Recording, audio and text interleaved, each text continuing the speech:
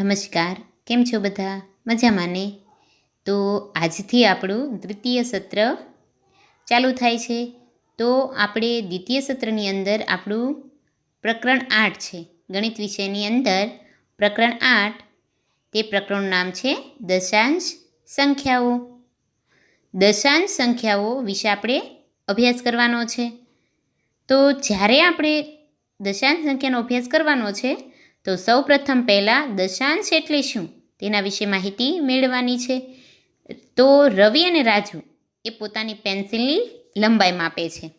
પછી રવિની pencil 7 semi અને 5 મીમી લાંબી હતી, તેમજ રાજુની પેન્સિલ 8 સેમી અને 3 મીમી લાંબી હતી.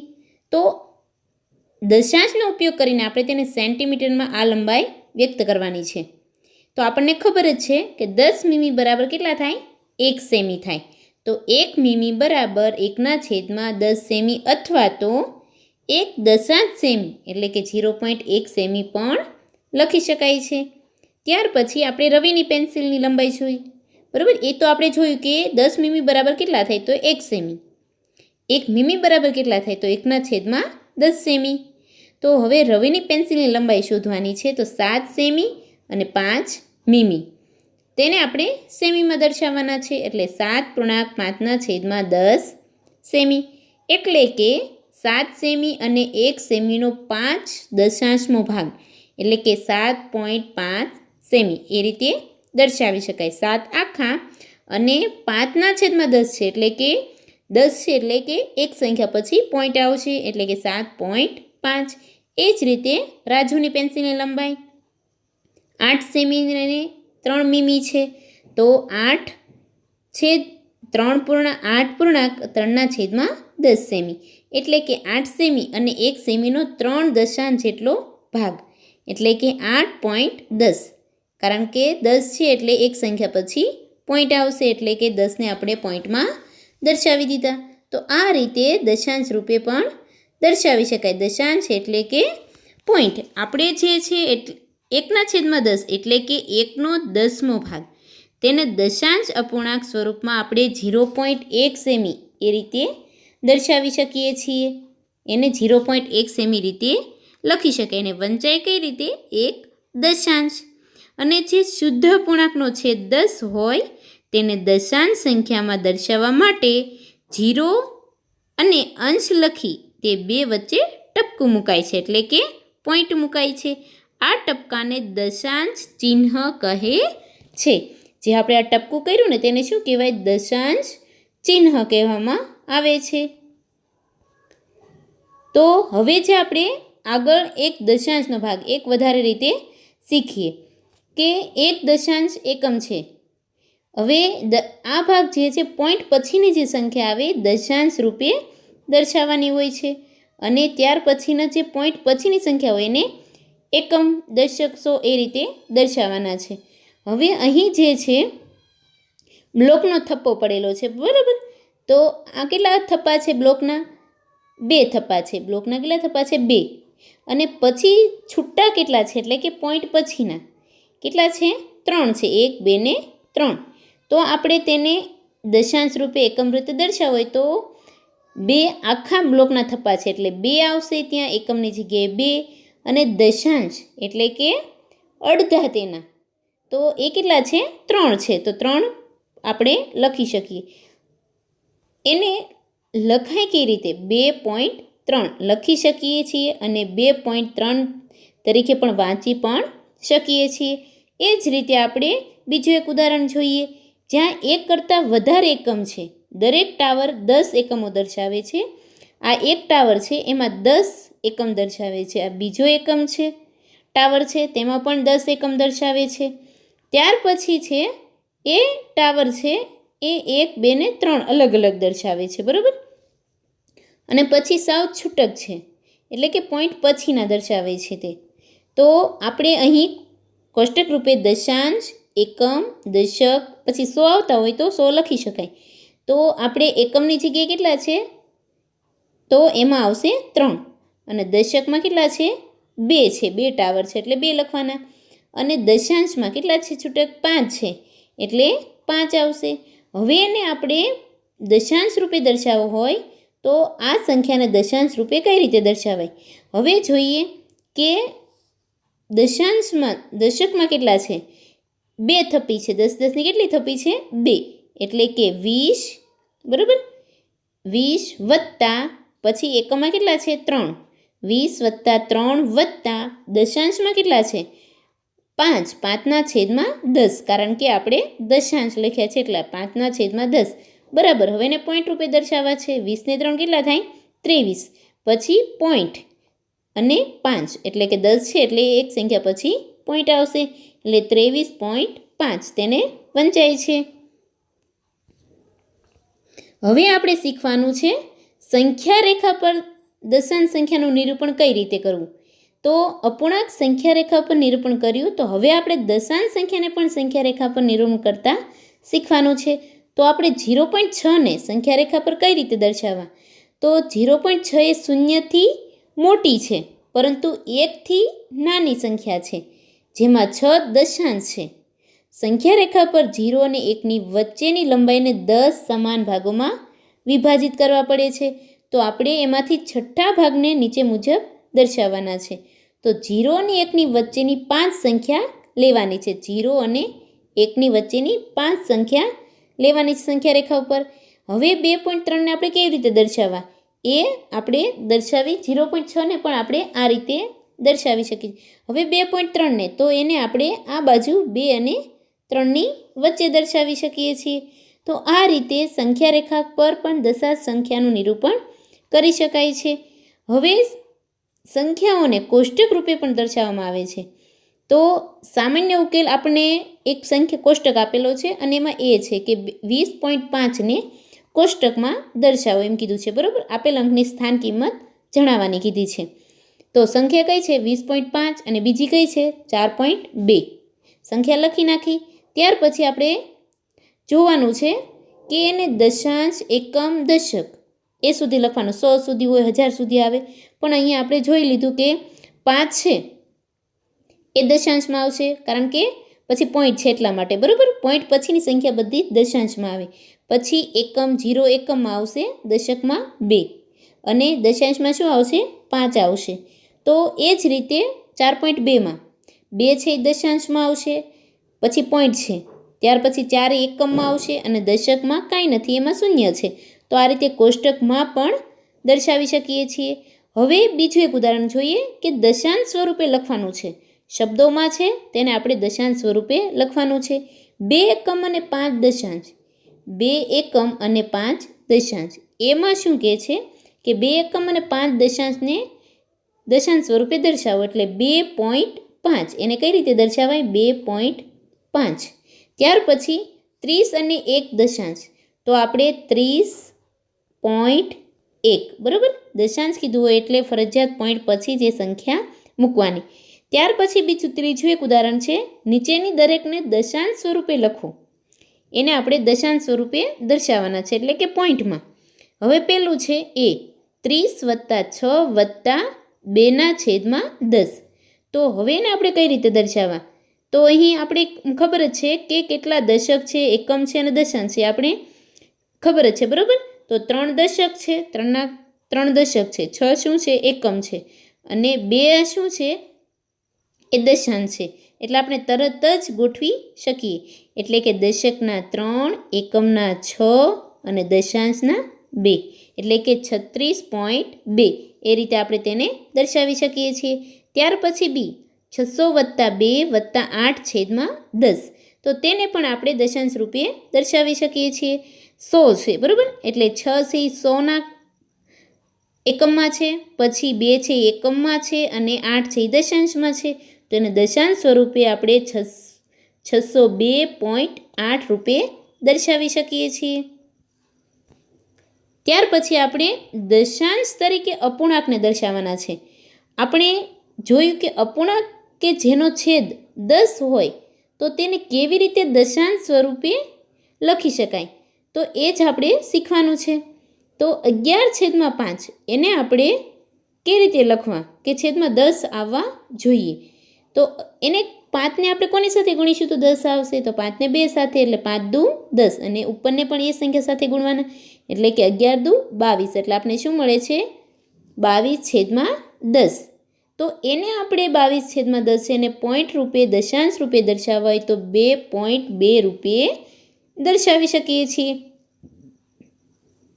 ત્યાર પછી છે અપૂર્ણાંક તરીકે દશાંશ. અત્યાર સુધી આપણે શીખ્યા કે અપૂર્ણાંક કે જેના છેદ 10, 2, 5 હોય તેને દશાંશ સ્વરૂપમાં કેવી રીતે લખ્યા તે શીખી ગયા. હવે આપણે દશાંશ સંખ્યા 1.2 ને અપૂર્ણાંક સંખ્યાના સ્વરૂપમાં લખી શકીએ તો એ આપણે જોઈએ. બરાબર, તો લખી શકીએ કે 1.2 તો 1 એકમમાં છે, પોઈન્ટ પછી 2 છે એ દશાંશમાં છે, તેને આપણે કઈ રીતે લખીએ 1 + 2 એ દશાંશમાં છે એટલે દશાંશ છેદમાં 2. તો આ રીતે આપણે લખી શકીએ. હવે બરાબર આપણે 1 કારણ કે એકમમાં છે બરાબર, તો 10 ને 2 12, 12/10 એટલે એને આપણે દશાંશ સ્વરૂપે પણ લખી શકીએ છીએ. તો હવે આપણે જોઈએ સ્વાધ્યાય 8.1. સ્વાધ્યાય 8.1 જે છે તેમાં આપણને કીધું છે કે નીચે આપેલ કોષ્ટકમાં સંખ્યા લખો. પ્રશ્ન 1માં છે કે આકૃતિને આધારે કોષ્ટકમાં સંખ્યા લખવાની છે આપણે.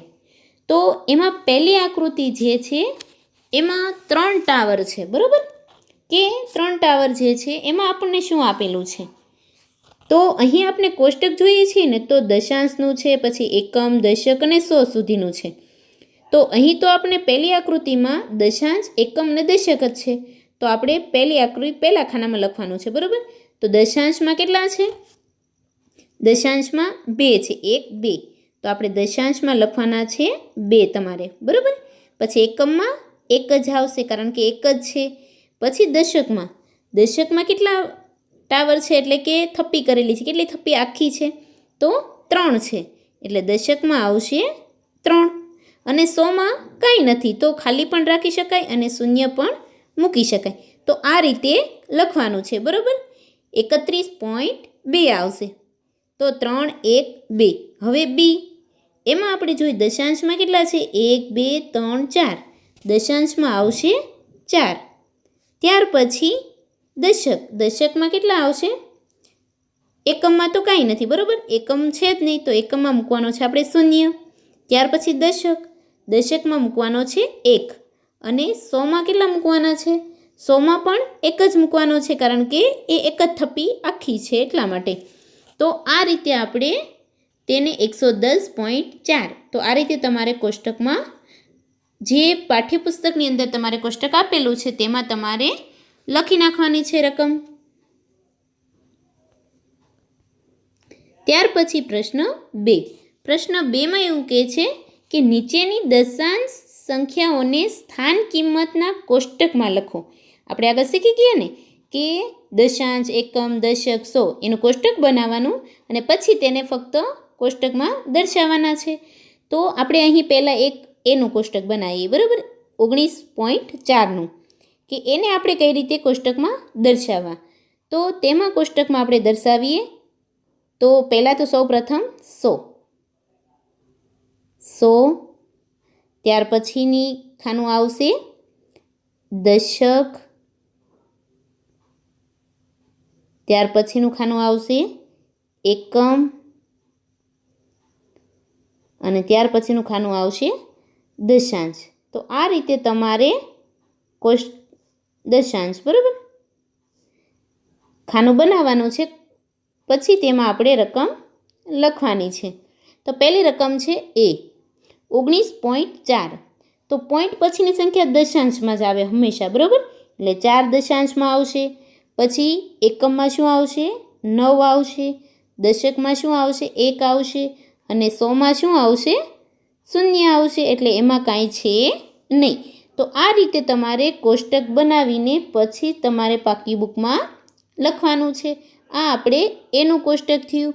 હવે આપણે આ જ રીતે તમારે બી, સી અને ડીના પણ આ જ રીતે કોષ્ટક બનાવવાના છે અને તેમાં ફક્ત સંખ્યા જ લખવાની છે તમારે. ત્યાર પછી જોઈએ પ્રશ્ન 3. નીચેના દરેકને દશાંશ સ્વરૂપે લખો.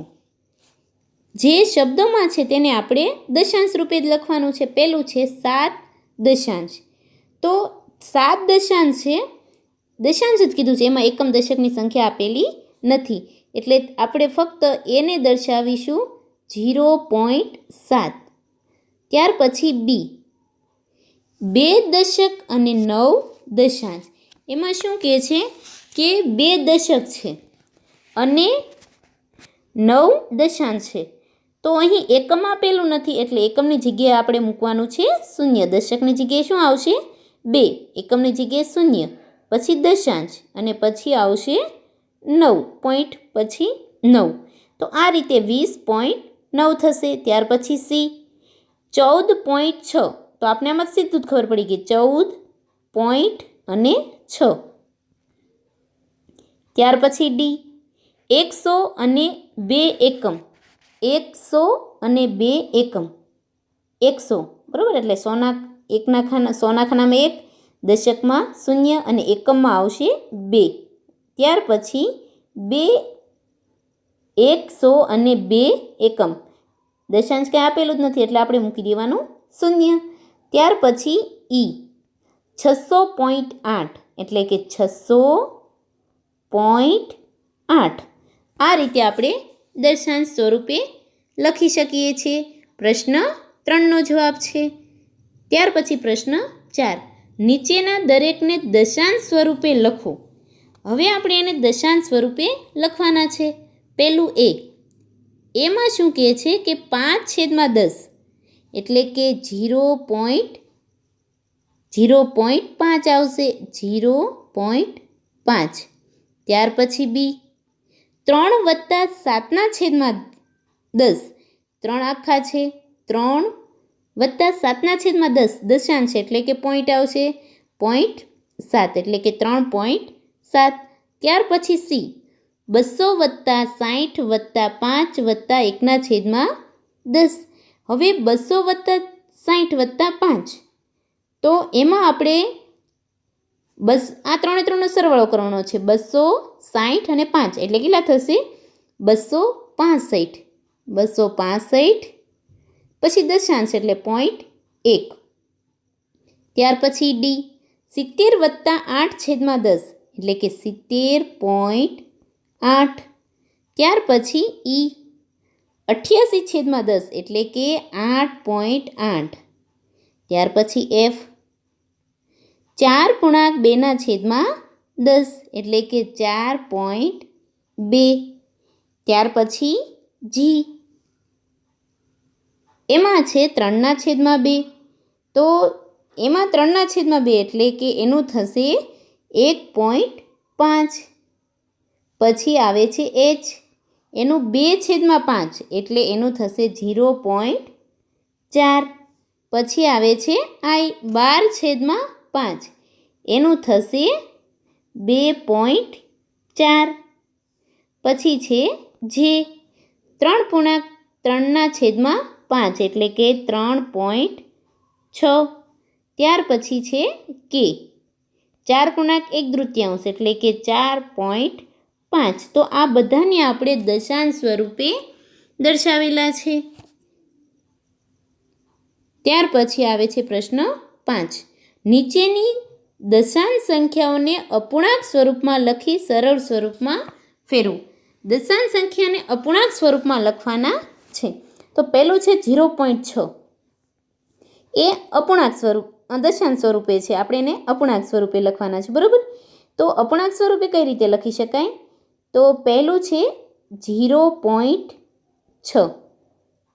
તો એને પહેલાં આપણે અપૂર્ણાંકમાં દર્શાવી દઈએ એટલે કે 6/10. એટલે કારણ કે એક સંખ્યા પછી પોઈન્ટ છે ને, એટલે 6/10 મૂકી દીધા આપણે તેને. હવે આપણે 6નો આપણે ભાગાકાર કરવાનો છે એટલે કે છેદ સરખા કરવાના છે. તો અહીં થશે 5×2 10 અને અહીં થશે 3×2 6. સરખે સરખું ઉડી જશે એટલે 2 ઉડી ગયા. પછી વધે છે શું 3/5. તો આ રીતે આપણે તેને અપૂર્ણાંક સ્વરૂપે દર્શાવી શકીએ છીએ.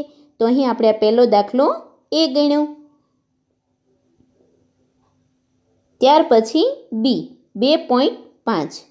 હવે 2.5 છે તો તેને પણ આપણે પહેલાં દશાંશ રૂપે દર્શાવી દઈએ 25/10. હવે આપણે એને છેદ ઉડાડવાના છે 5 દુ 10, 5 5 25, સરખે સરખું ઉડી જશે. વધે છે શું? 5/2.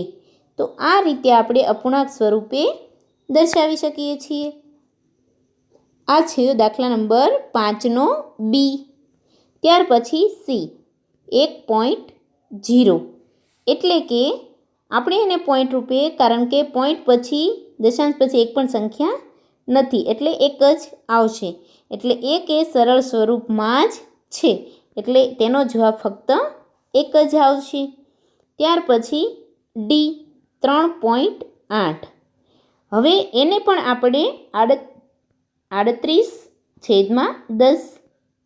હવે આપણે છેના સાથે આપણે ભાગ ઉડે એ આપણે જોઈએ. 5 દુ 10 અને 19 એકા 19, 19 દુ 38 થાય, બરાબર. અને અહીં સરખે સરખું શું છે? 2, એટલે બંને ઉડી ગયા. શું વધે છે? 19/5. તો અહીં આપણે અપૂર્ણાંક મળે છે 19/5.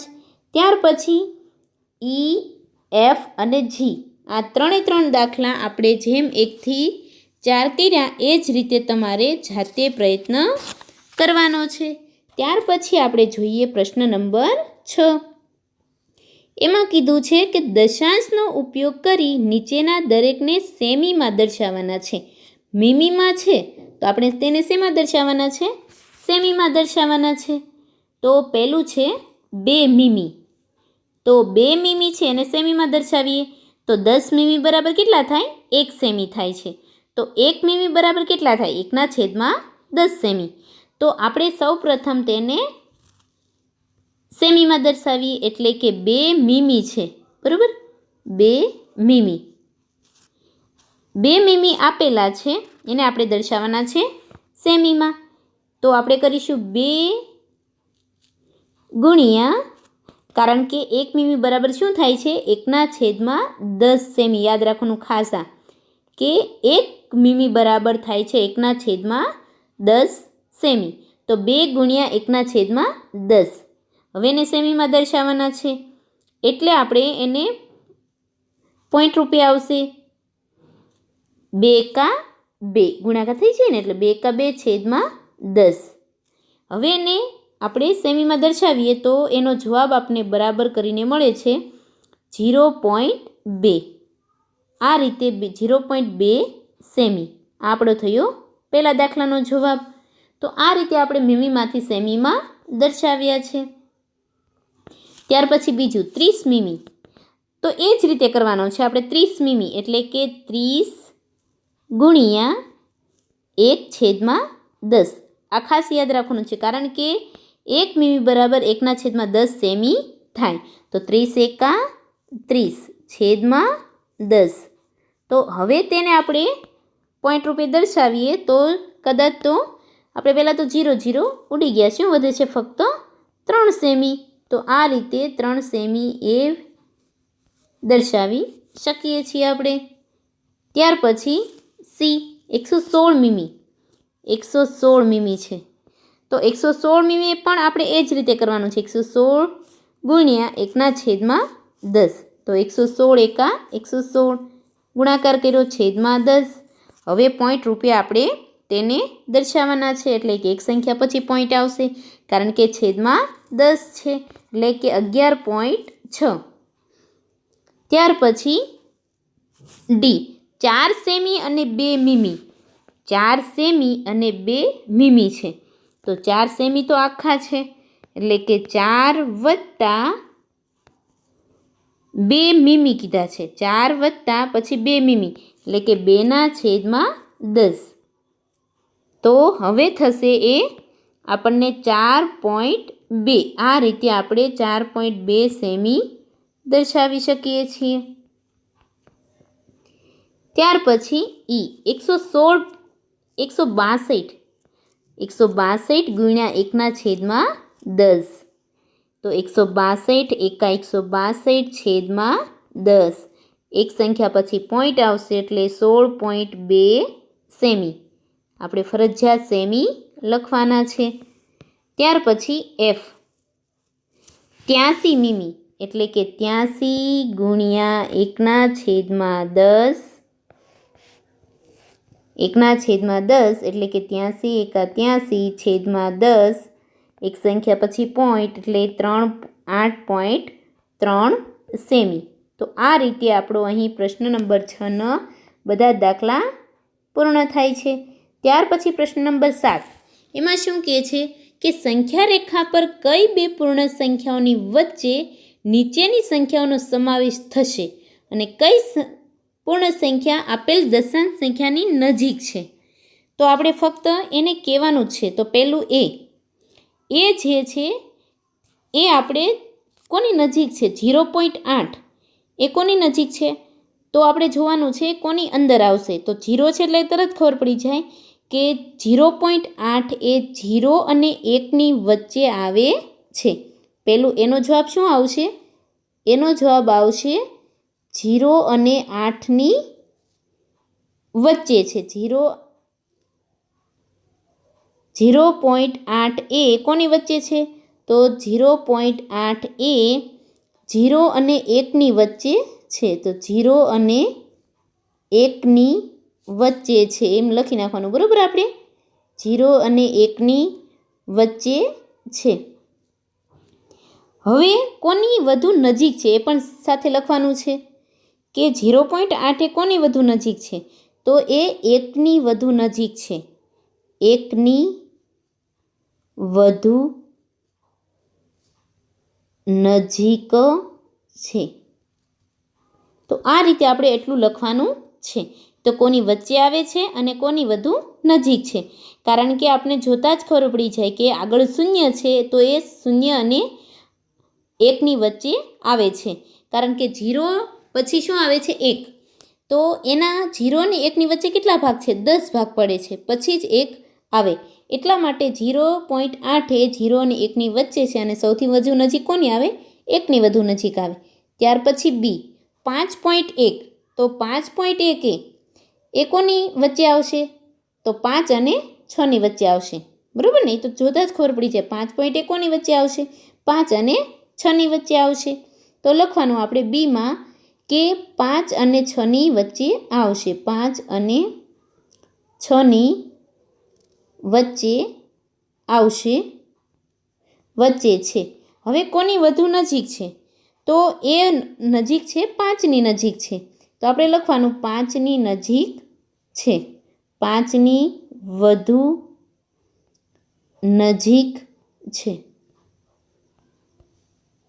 તો આ રીતે આપણે પ્રશ્ન 7નો પ્રશ્ન 1 અને 2 બી ગણ્યો આપણે. હવે સી 2.6. તો આપણે જોતાં જ ખબર પડી જઈએ કે આગળ શું છે? 2 છે. તો એ 2 અને 3ની વચ્ચે આવશે. બરાબર. કોની વધુ નજીક થશે? તો એ 3ની વધુ નજીક થશે. ત્યાર પછી ડી 6.4. તો એ 6 અને 7ની વધુ નજીક 6 અને 7ની વચ્ચે આવશે. 6.4 એ 6 અને 7ની વચ્ચે આવશે. કોની વધુ નજીક છે? તો એ 6ની વધુ નજીક છે. ત્યાર પછી 9.1. તો એ 9 અને 10ની વચ્ચે છે. કોની વધુ નજીક છે? તો એ 9ની વધુ નજીક છે. ત્યાર પછી 4.9. તો એ 4 અને 5ની વચ્ચે આવશે. તો એ કોની વધુ નજીક થશે?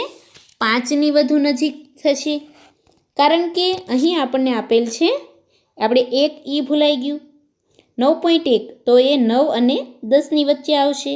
સૌથી વધુ નજીક થશે 9ની. ત્યાર પછી એફ તો 4.9. તો એ 4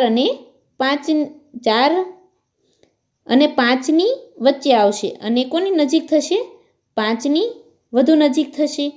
તો આ રીતે ફક્ત આપણે સંખ્યા રેખા જોઈને જ કહેવાનું છે અને આપણે આગળ જેમ એ અને બી લખ્યા ને એ રીતે તમારે પાકી બુકમાં લખવાનું છે. ત્યાર પછી પ્રશ્ન 8. નીચેની સંખ્યાઓને સંખ્યા રેખા પર દર્શાવવાના છે. આપણે સંખ્યા રેખા દોરવાની છે અને પછી તેમાં દર્શાવવાના છે. તો અહીં પહેલું આપણે જોઈએ 0.2. એમાં શું છે? 0.2. હવે એની સંખ્યા રેખા દોરવાની છે આપણે 0.2ની.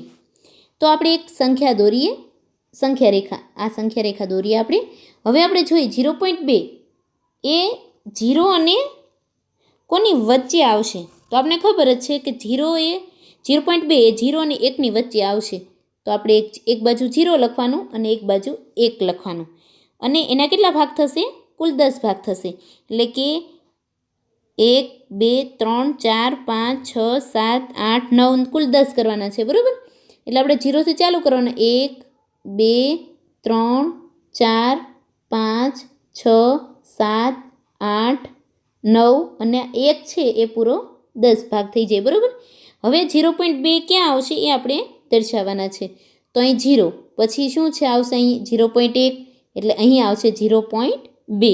તો આપણે અહીં લખી નાખવાનું કે 0.2 અહીં આવશે. એટલે આપણે અહીં ટપકું પણ કરી શકીએ અને નીચે 0.2 લખી પણ શકીએ છીએ.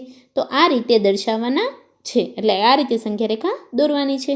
ત્યાર પછી બી 1.9 આપણે તેની પણ સંખ્યા રેખા દોરી જોઈએ. 1.9 એની સંખ્યા રેખા દોરીએ. તો હવે આપણે જોઈએ છીએ કે 1.9 એ કોની વચ્ચે આવશે?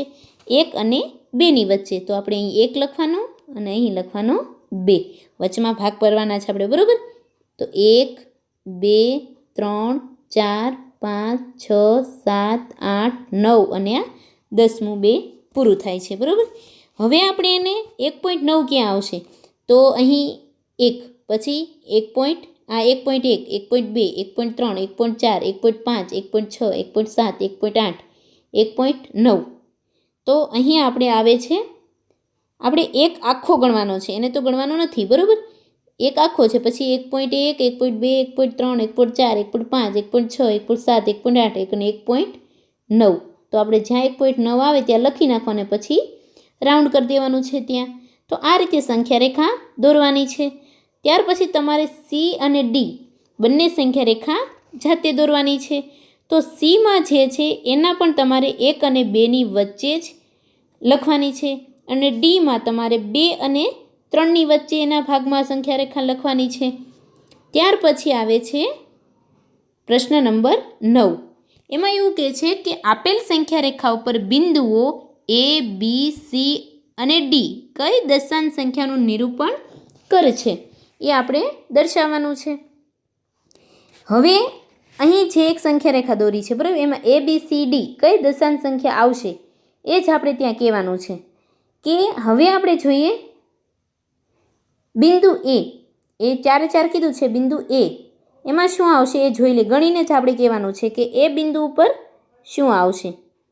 તો એ બિંદુ ઉપર આપણે જોઈએ કે અહીં 0 છે, બરાબર? 0 પછી શું છે? આ એ બિંદુ પર કઈ સંખ્યા આવશે? દશાંશ સંખ્યા એ કહેવાનું છે.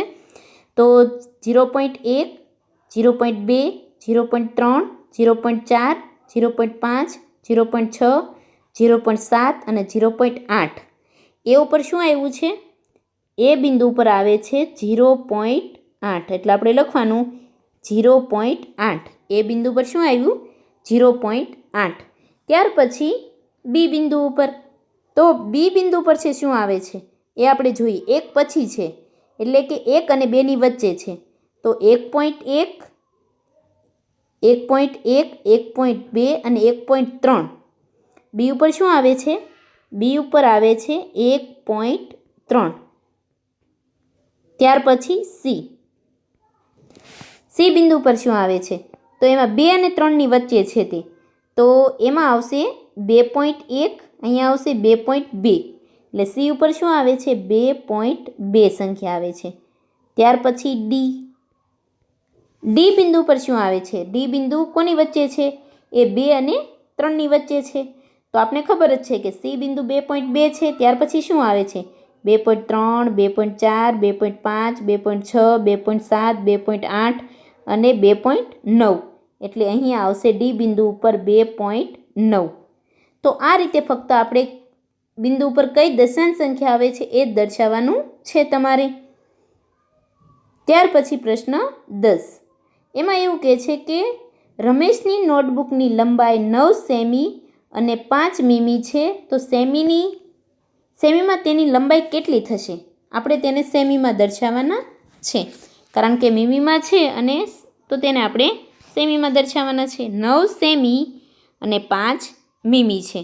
તો આપણે ખબર જ છે કે 1 મીમી બરાબર 1/10 સેમી થાય. તો 9 સેમી તો આખા જ છે, એટલે કે 9 સેમી વત્તા 5 મીમી કીધા છે આપણે. કેટલા મીમી કીધા છે? 5 મીમી, એટલે 5/10. તો અહીં આપણે થઈ જશે સીધું આપણે સેમીમાં 9.5 સેમી. બરાબર, આ રીતે પ્રશ્ન 10નો એનો જવાબ થાય છે. આ રીતે આપણે તેને લખી શકીએ છીએ. ત્યાર પછી બી, ચણાના નાના છોડની લંબાઈ 65 મીમી છે, તો તેની લંબાઈ સેમીમાં આપણે શોધવાની છે. તો 65 મીમી, તો 65 ગુણ્યા 1/10 સેમી. તો 65 એકા 65, એટલે 65/10 બરાબર 6.5 સેમી. તો આ રીતે આપણે તેને સેમીમાં દર્શાવીએ છીએ. તો અહીં આપણો સ્વાધ્યાય 8.1 પૂર્ણ થાય છે. આ સ્વાધ્યાય તમારે સરસ અક્ષરે આખો સ્વાધ્યાય પાકી બુકમાં ઉતારી લેવાનો છે. અસ્તુ.